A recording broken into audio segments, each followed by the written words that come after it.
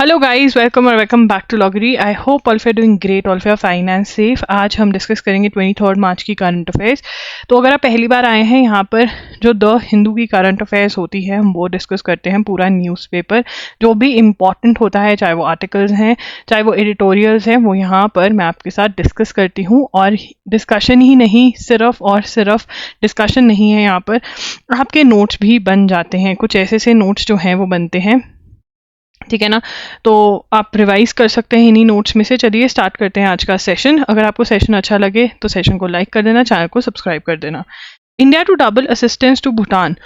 तो हमारे पीएम जो है उन्होंने विजिट किया भूटान, और इंडिया ने अब डिसाइड किया कि इंडिया जो असिस्टेंस है वो डबल कर देगा। तो यहाँ पर India to double assistance to Bhutan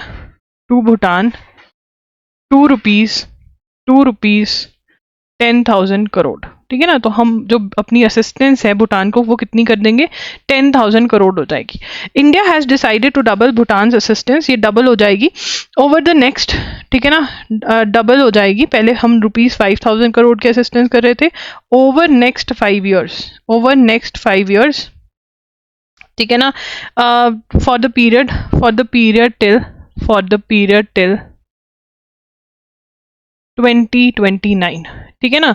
इससे पहले हमने इनकी 2019 टू 2024 में कितनी की असिस्टेंस करी थी, ये भी लिख लेंगे। 2019 टू 2024 के बीच में हमने इनकी ₹5,000 करोड़ की असिस्टेंस करी है, ठीक है ना।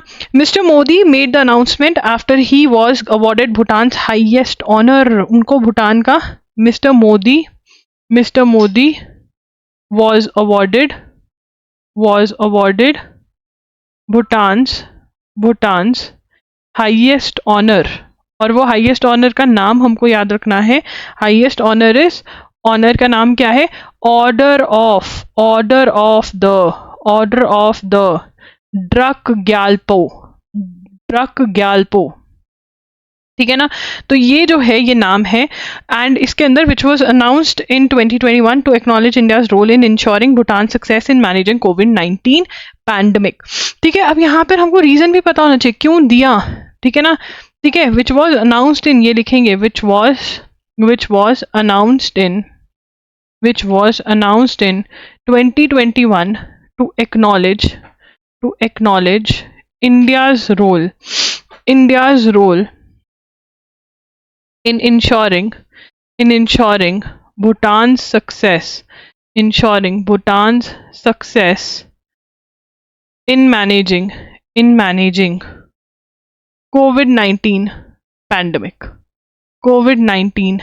पैंडमिक, ठीक है ना। तो हमने भूटान की जो हेल्प करी ड्यूरिंग कोविड-19 पैंडमिक, उसकी वजह से हमको, हमारे पीएम को, ये ऑर्डर ऑफ ड्रक ग्याल्पो दिया गया है, राइट। तो अब यहाँ पे क्वेश्चन क्या बन सकता है, ऑर्डर ऑफ ड्रक ग्याल्पो जो है वो कौन सी कंट्री का हाईएस्ट ऑनर है, ये भी हमसे क्वेश्चन में पूछा जा सकता है, ठीक है। उसके बाद after meeting Bhutan prime minister Tshering Tobgay, India and Bhutan in several agreements, हमने स्पेस में, फूड सेफ्टी में अग्रीमेंट साइन करे। We will soon see our initiative for a new airport.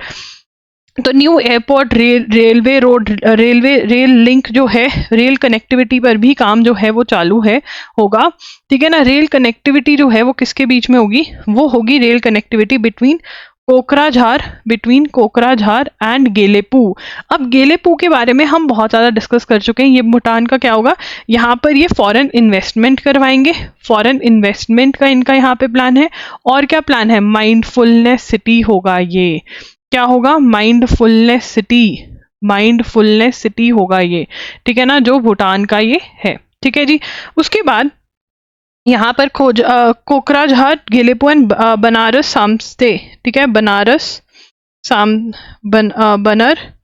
Eight Samtse, ठीक है ना। These are the 2 railway links, जो रेल कनेक्टिविटी जो है वो होगा।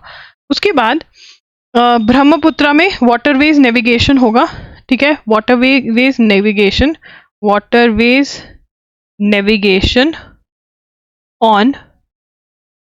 नेविगेशन ऑन ब्रह्मपुत्रा, ठीक है ना, ब्रह्मपुत्रा रिवर पे होगा।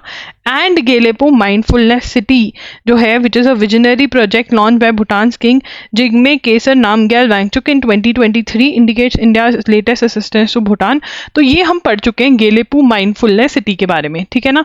आगे चलेंगे, Allahabad high court terms UP madrasa act as violation of secularism. Secularism क्या है, what is the meaning of the terms, है state has no religion. India के अंदर जो इंडियन स्टेट है, गवर्नमेंट है, उनका कोई रिलीजन नहीं है। अनलाइक पाकिस्तान जैसे उनका मुस्लिम रिलीजन है स्टेट का, इंडिया में नहीं है। We are a secular country. तो इलाहाबाद हाई कोर्ट ने कहा, Allahabad high court says Uttar Pradesh board of मदरसा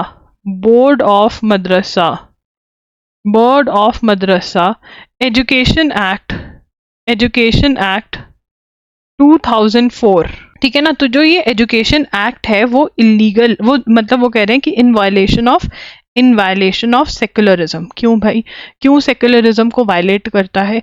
क्योंकि यहाँ पर वो कह रहे हैं, ठीक है, वो कह रहे हैं the court said it is not possible to segregate and save any portion of the act.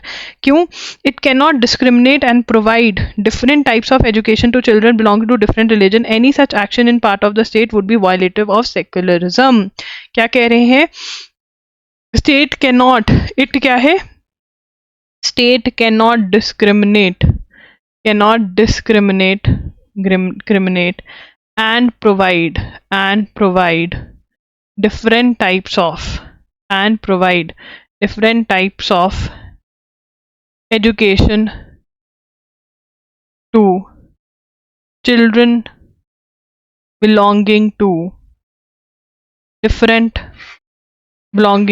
different religions। मतलब वो कहते हैं कि अगर पर्टिकुलरली ये कहे कि स्टेट जो है इस रिलीजन के बच्चों के लिए ही एजुकेशन प्रोवाइड करेगी, that would be violative of secularism. तो क्योंकि ये वायलेट कर रहा है कौन सा act, Allahabad high court says Uttar Pradesh board of madrasa जो है वो यही कह रहा है कि स्टेट जो है वो सिर्फ एक रिलीजन के लिए वो करे, मतलब वो नहीं होगा, सभी रिलीजन के लिए स्टेट जो खोलेगी वो उसमें कोई भी रिलीजन का इंसान व्यक्ति जो है वो आ सकता है।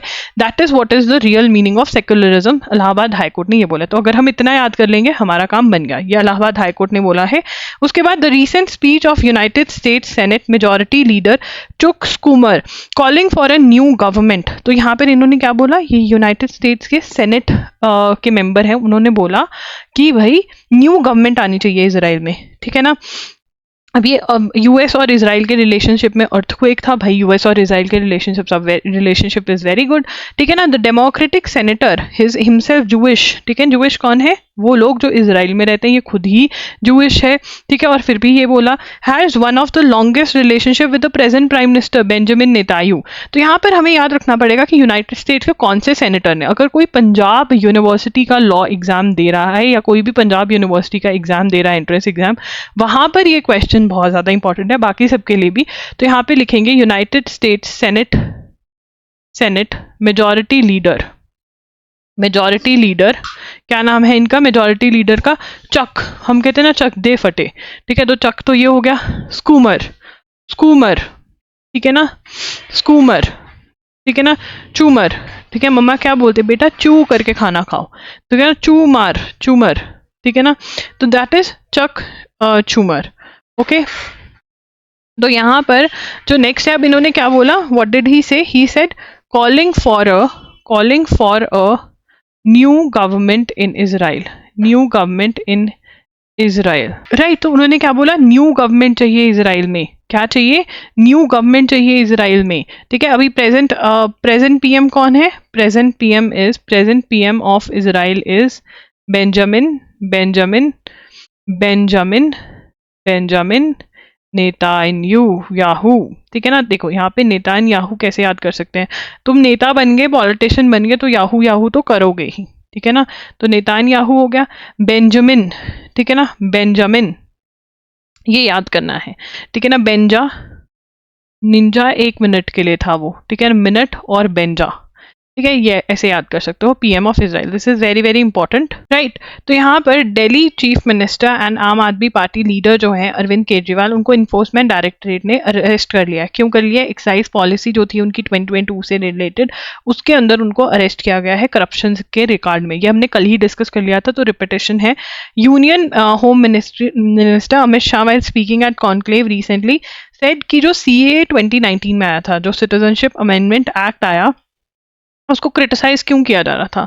क्रिटिसाइज इसलिए किया जा रहा था क्योंकि उसके अंदर मुस्लिम्स को नहीं सिटीजनशिप दे रहे हैं। तो अगर हम समझें CAA 2019 में क्या कहा गया कि जो हिंदूज हैं, सिख्स हैं, ठीक है, पारसीज हैं, ठीक है, मुस्लिम्स के अलावा मोस्टली सारे रिलीजन, क्रिश्चियंस हैं, ठीक है, उनको जो है एक्सेट्रा, उनको एक्सेप्ट मुस्लिम्स को सिटीजनशिप दी जाएगी, ठीक है ना।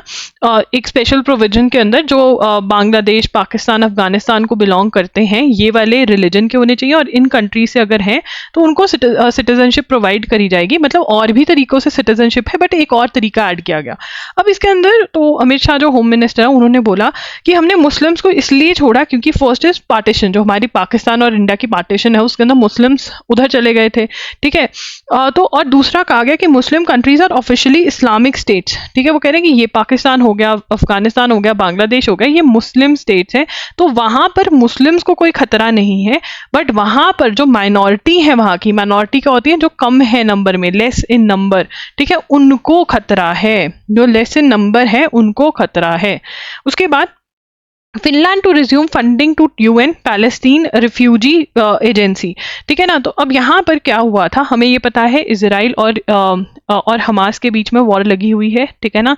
हमास जो है वो गाजा पे रूल करता है, तो गाजा पे अटैक हो रहा है, ठीक है। अब यहाँ पर क्या हुआ, इजराइल में आई थिंक 8 अक्टूबर को, if I am not wrong, 8 अक्टूबर 2023 को टेररिस्ट अटैक हुआ, ठीक है ना।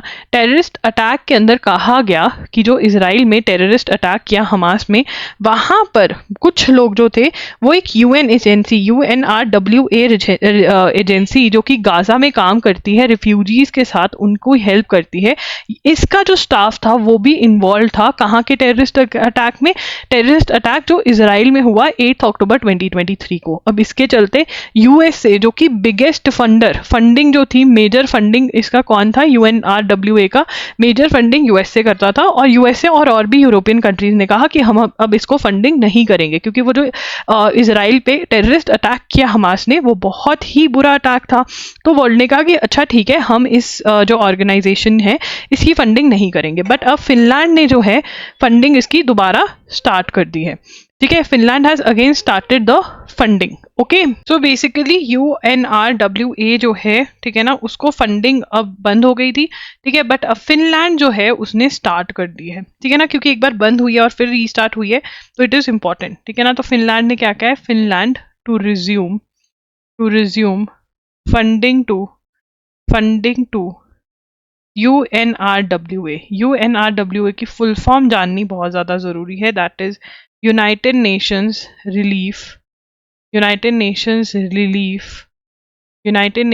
Relief and works agency for Palestine refugees, ठीक है ना। तो ये है, इसकी फुल फॉर्म भी पूछी जा सकती है, और किसने फंडिंग स्टार्ट करी है और क्यों बंद हुई थी? क्योंकि इजराइल की एलिगेशंस थी that 12 of UN agency involve it, वो ये लिख लो, ये भी, it was stopped because of Israel's allegation that 12 of the UN agency employees were involved in October 7 Hamas attack. तो जो इजराइल पे अटैक हुआ था उसमें इन्वॉल्व थे, ठीक है जी। उसके बाद Uganda's president Museveni promotes son as military chief. तो Uganda veteran leader Yoweri Museveni has appointed his son to head the country's defense forces, ठीक है ना। तो यहाँ पर Uganda's president Museveni promote son as military chief for government set keeping a डिजिंग for rise of Muhoozi Kainerugaba. ठीक है, तो युगांडा के प्रेसिडेंट ने प्रमोट किया है अपने बेटे को एज मिलिट्री चीफ। ठीक है ना, तो ये इम्पोर्टेंट इतना ज़्यादा नहीं है बट हमें लिख लेना चाहिए। ठीक है ना, चलिए लिखते हैं। युगांडा's president appoint his son as military chief। तो मिलिट्री चीफ का नाम क्या है? यही है, मुसुमुसुहासी मुहुजी, मुसुमुसुहासी मुहुजी कैन इरू गाबा। ठीक है ना, कैन में से मुझे कोक पीना है, गुआवा जूस पीना है, कैन गाबा इरू। ठीक है ना, इनको अपॉइंट कर दिया है। और वहाँ के प्रेसिडेंट कौन है? योवेरी मू7 ई। ठीक है ना, मू7 ई, योवेरी। कैसे याद कर सकते हो? चलेंगे आगे। Simon Harris set to become Ireland's youngest PM. ठीक है, कौन है? Simon Harris. Simon Harris. ठीक है, सिमन, अगर मैं इसको सन लिखूं और इसमें IM डाल दूं और हैरिस, तो एक लॉक की कंपनी भी है इंडिया में। ठीक है ना, सिमन हैरिस क्या बनने वाले हैं? Ireland's youngest PM, youngest prime minister. ठीक है जी, आयरलैंड्स यंगेस्ट प्राइम मिनिस्टर। आगे चलेंगे। Chinese Coast Guard ships backed by a military helicopter attempted unsuccessful block 2 Philippine government vessels। अब देखो यार, यहाँ पर आपको याद रखना है चाइना और फिलीपींस का साउथ चाइना सी से लेकर कुछ ना कुछ इशू चलता रहता है, क्योंकि साउथ चाइना सी के अंदर बहुत सारी चीज़ें ऐसी हैं जो चाइना क्लेम करता है कि मेरी हैं और फिलीपींस कहता है कि ये मेरी टेरिटरी है, ये मेरी है। तो इन दोनों की लड़ाई जो है आपस में चलती रहती है, ये आपको याद रखना पड़ेगा। Australia, Britain said on Friday that a landmark deal to develop AUKUS nuclear-powered submarines would go ahead। अब यहाँ पर सबसे पहले आपको पता होना चाहिए कि AUKUS क्या है। पहले लिखेंगे ऑस्ट्रेलिया एंड ब्रिटेन क्या करी? Landmark deal to develop AUKUS nuclear powered submarines. ठीक है ना, तो न्यूक्लियर पावर्ड सबमेरीन्स का फायदा क्या होता है? देखिए, सबमेरीन पहले क्या होती है? सबमेरीन होती है, मान लो ये वाटर है, ठीक है ना, सी है, ओशन होता है ये, ठीक है ना, और नीचे जो है ये घूम सकते हैं, नीचे ये सबमेरीन घूम रही है, पता ही नहीं है कि भैया सबमेरीन घूम रही है, तो अटैक कर सकते हैं इसके ऊपर। अब जो डीजल वाली होती है ना, उसकी तो आवाज साउंड होती है, तो भाई वाइब्रेशन होती है, पता चल जाता है, और उसको बार बार रीफिल करने भी ऊपर आना पड़ता है। बट भैया न्यूक्लियर वाली जो है ना, वो बहुत देर तक सी में रह सकती है, तो उसको पता लगाना कहाँ पर है कहाँ पर नहीं, वो डिफिकल्ट हो जाता है। ठीक है ना, तो nuclear powered submarine are the new thing. ठीक है, तो न्यूक्लियर पावर्ड सबमेरीन कौन बनाएगा? ऑस्ट्रेलिया और ब्रिटेन जो है, इन्होंने लैंडमार्क डील करी है। ठीक है, अंडर द फ्लेडलिंग ऑकस डील। तो ऑकस डील जो है, ऑकस जो है वो क्या है? ऑकस जो है वो ट्राइलेटरल, ट्राइलेटरल का मतलब क्या होता है? Trilateral security and defence partnership, ठीक है ना। और ऑकस में कौन कौन है? ऑकस के अंदर बेटा जी हैं ऑस्ट्रेलिया, यूके एंड यूएस। ठीक है, और ये किस चीज़ पे काम करते हैं? आर्म्ड न्यूक्लियर पावर्ड सबमेरीन ये बना, range of capability, working together on range of capability. ये लिख लो, working together on range of capabilities. ठीक है जी, ओके। ठीक है ना, तो working on together on range of capabilities. ठीक है, they are working together on range of capabilities. AUKUS is a trilateral group. ठीक है, सिक्योरिटी और डिफेंस पार्टनरशिप है। तो ऑकस कैसे बनता है? ए से ऑस्ट्रेलिया, यूके से यूके और यूएस से यूएस। तो ये याद करना भी आसान है।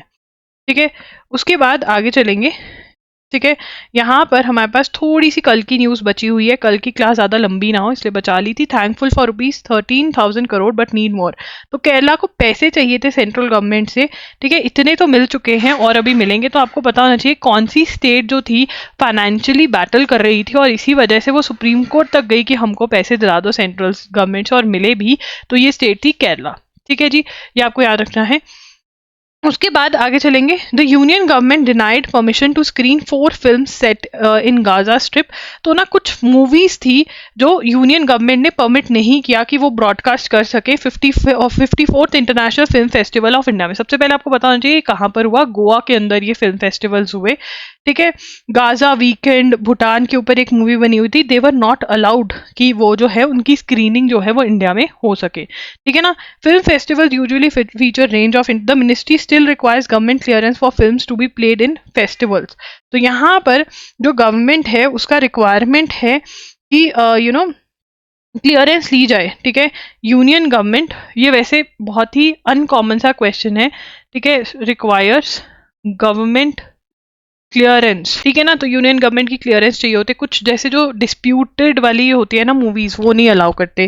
ठीक है, जैसे गाजा है, डिस्प्यूटेड है, हमास इसराइल की वॉर चल रही है। ठीक है, तो इसलिए ये चीज़ें नहीं अलाउ करती गवर्नमेंट। ठीक है, इसके ऊपर ज़्यादा अगर एडिटोरियल्स वगैरह है ना तब करेंगे डिटेल में, नहीं तो नहीं करेंगे।